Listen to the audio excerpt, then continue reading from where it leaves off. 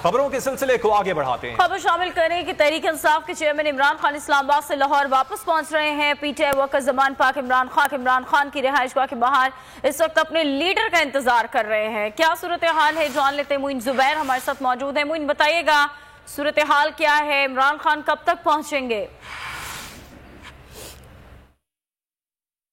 जी बिल्कुल, पाकिस्तान तहरीक इंसाफ के वर्कर्स इस वक्त ज़मान पार्क पहुंच चुके। इमरान खान का इस वक्त इंतजार किया जा रहा है।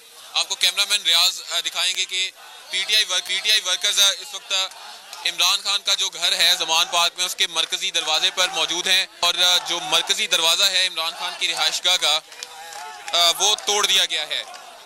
आपको मरकजी दरवाज़ा दिखाएंगे, उसके बाद जो पीटीआई के वर्कर्स हैं यहाँ पर उनके मनाजिर भी दिखाते हैं किस तरह नारेबाजी की जा रही है। और ये नारेबाजी जो है वो इमरान खान की। शुक्रिया आपका मोइन जुबैर। पुलिस का ज़मान पाक पर धावा, परवेज इलाही ने एक्शन को शर्मनाक करार दे दिया।